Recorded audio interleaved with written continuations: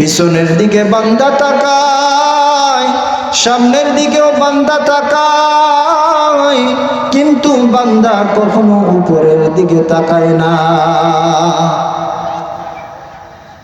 আরে মুসলমান ইমানদার আল্লাহর গোলাম, সাহাবায়ে কেরামদের ভিতর কেমন মাওলার ভয় ছিল।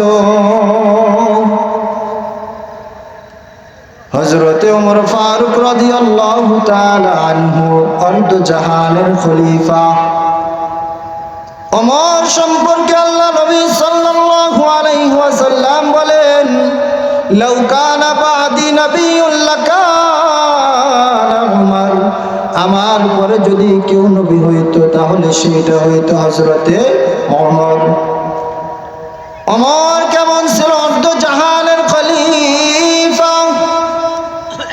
ওমর রাত্রি বেলায় গভীর রজনীতে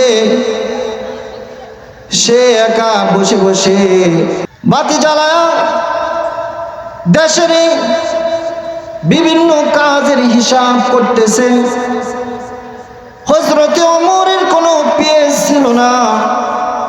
বর্তমান সমাজে যারা নেতৃত্ব দেয় তাদের পাশে কত বডিগার্ড থাকেন, কিন্তু অর্ধ জাহানের খলিফা বাংলাদেশ, পুরা পৃথিবী অর্ধ জাহান শাসন করছেন হযরতে ওমর।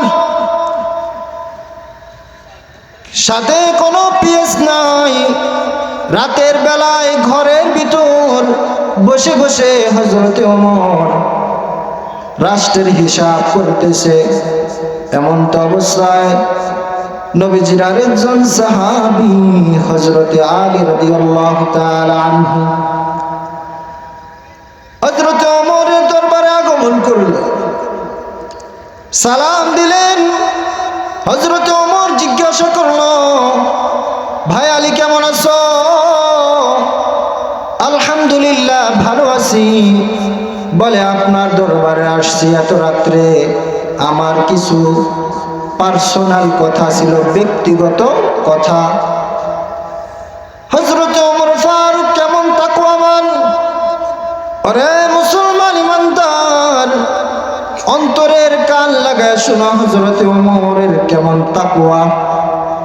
হযরতে ওমরকে হযরত আলী যখন বলল যে কিছু পার্সোনাল একাকিত্ব কথা আছে আপনার সাথে, ব্যক্তিগত কথা, সাথে সাথে হযরতে ওমর বাতি বন্ধ করে দিয়েছে।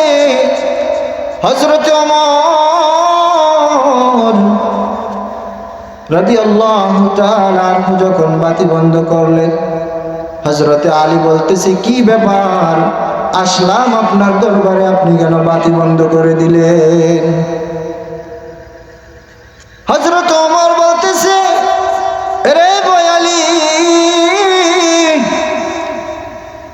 আমি এই রাত্রি বেলায় আমি যেই তেল খরচ করে আমি বাতি জ্বালাইলাম, এটা হলো রাষ্ট্রীয় সম্পদ। কি সম্পদ? রাষ্ট্রীয় সম্পদ। আর আমি রাতের বেলায় বসে বসে রাষ্ট্রীয় হিসাব নিকাশ করতেছি।